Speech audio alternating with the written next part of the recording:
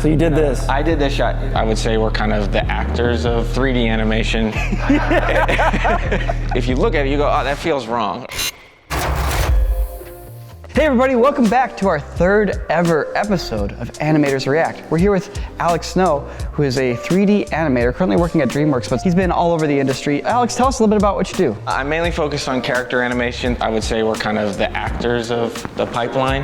The pipeline for 3D animation is script to storyboard into layout, which is focused more on cameras and character placement, not necessarily the acting. And so when it gets to us, we're really focused on characters specifically. So each character kind of has limitations which will guide your performance a little bit. It's more like puppeteering than traditional animation. You're really manipulating a rig, which is all the controls inside a skeletal system of every character. Oh, very cool. What kind of projects have you worked on? Cloudy the Chance of Meatballs 2, Amazing Spider-Man 1 and 2, Frozen 2, lots of 2s. So we've got a bunch of clips and you provided a bunch of clips, so why don't we jump in and take a look and you can give us some insight from an animator's eye.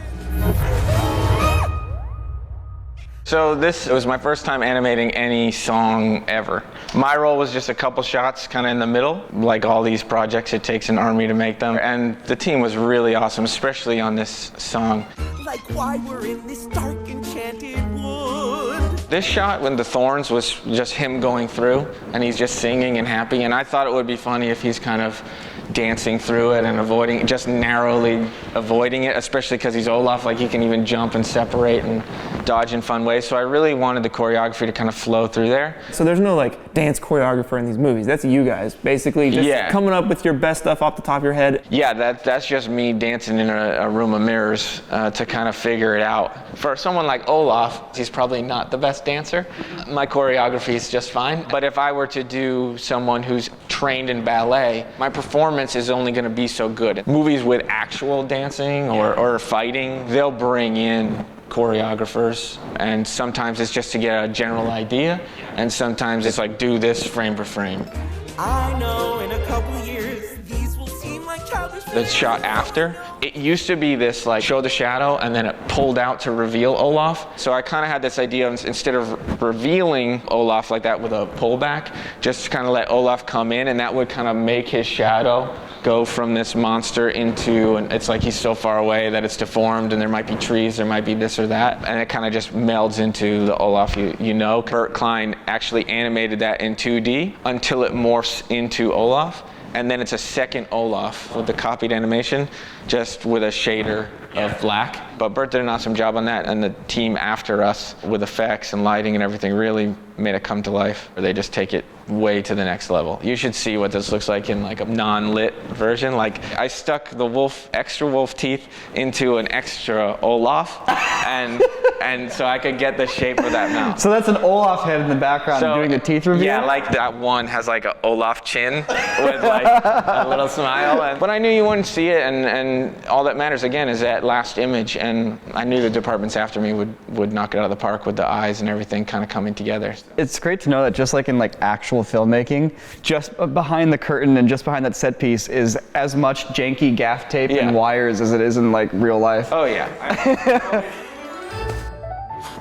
The characters I like the best are kind of these characters with restrictions. So like Olaf and Baymax are great examples. Like Olaf can't bend his arms because it maintains that idea of their sticks, but it also gives him this kind of innocent baby kind of feel, and it's so charming. You can bend just a little bit to get that flow, especially through the fingertips, but it was always kind of a rule that you try not to see it. That's interesting. Like there's no like clear elbows in his arms. Like there's just a little bit of that noodle bend, like you take a piece of spaghetti and like flex it a little bit. But of course, like all the jokes and storyboards are like, who, like the most bent arms, and then you're like, and then he touches his head and you're like, okay. The ability to keep a character on model, that's probably the biggest thing like new animators struggle with. What do you mean by on model? Like if you look at Beauty and the Beast, for example, there's one shot in particular, the shot of Beast eating soup. There it is. His neck is maintaining its length even though his head is turned. Like nothing's really connected. His eyes are going who knows where. If you look at it, you go, oh, that feels wrong, or that feels weird. You're saying when Squidward gets really handsome, that's off model? Yeah. But for a joke? Exactly. It's on purpose. Got you. Yeah. Okay. For 3D animation, normally you have what's called a pose library. A pose library is basically a tool where you can just see all the different poses. So the character supervisor on Frozen 2, it was Trincori. They'll put together a page of all the expressions that you can think of that you're going to use the most often. You're very rarely on a film like this just clicking and plugging it in. It's usually some sort of blend to get there a little smoother and faster and without breaking stuff.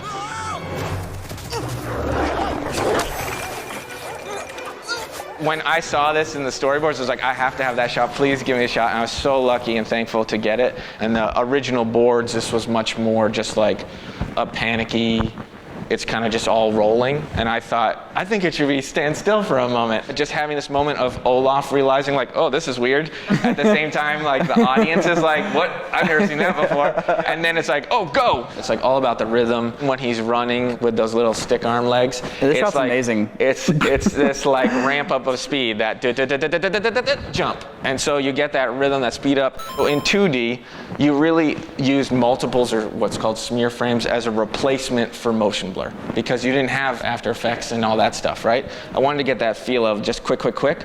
So what I did was I thought multiples would be helpful in pushing that shape language of like going from here to here over a faster period of time. That's super cool. It's crazy how much 2D animation principles are coming into play in this shot. Everything from like warping the pupils to like not even having him look at the wolf, just implying that he's looking at the wolf through basic cartooning, smearing, multiples, all these things. Like it's all very much taking your 3D tool set but acknowledging that you're delivering a 2D image and actually delivering a 2D image. I think that's the big difference between something like Disney animation, DreamWorks animation, Pixar animation, is this really focused appeal where you're thinking about each frame like the drawing. But yeah, this was like a dream come true shot. This is like my favorite thing I've ever done.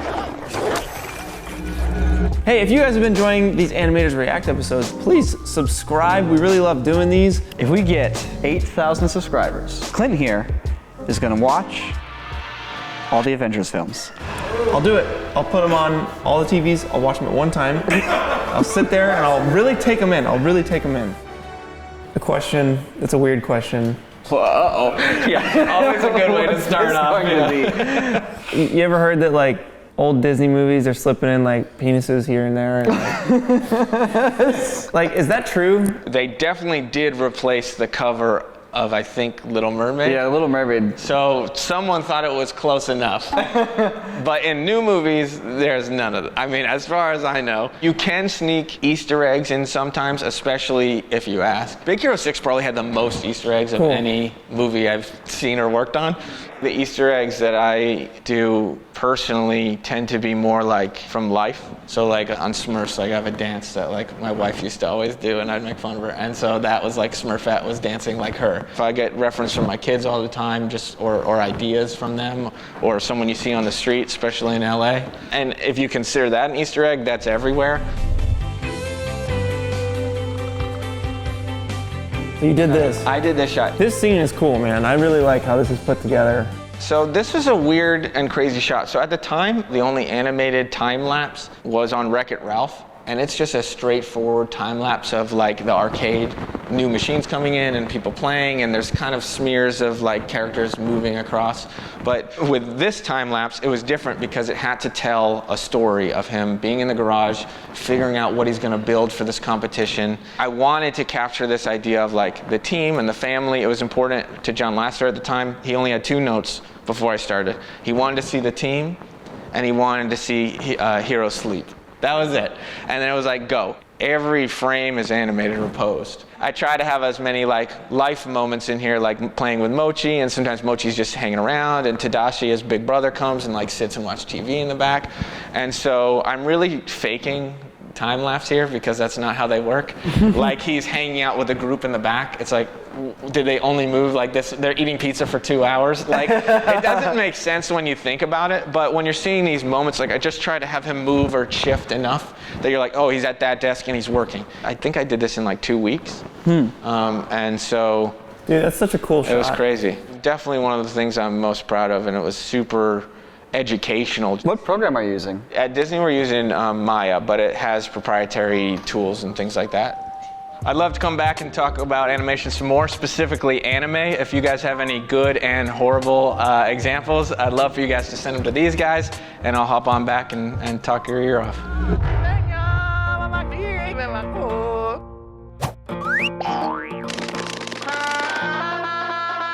This is incredibly bad, but good.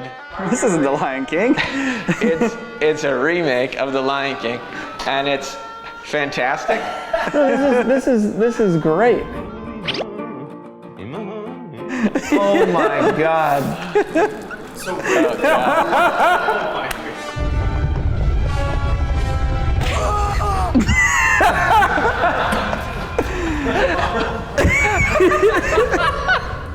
It's very like source filmmaker. Yeah. Long live the king.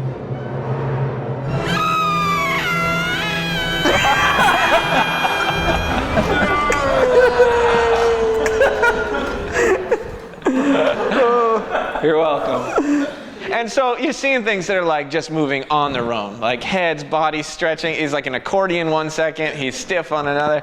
There's no simulation. The jaw is just kind of moving.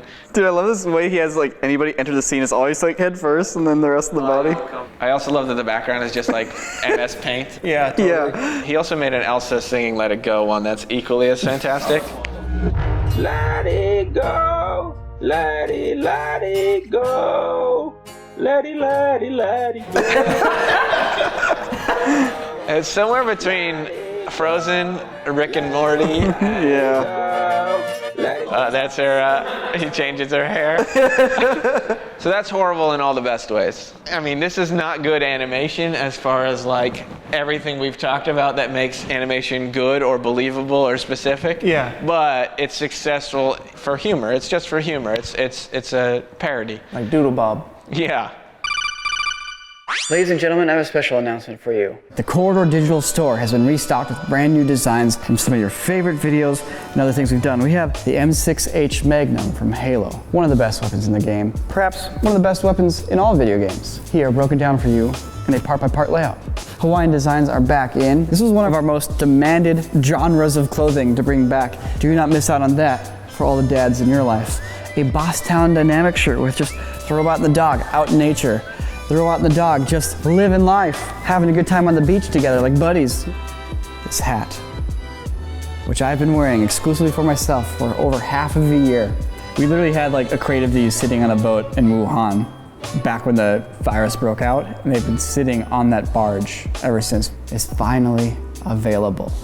That's right, this one's gonna sell out in like a minute, so good luck.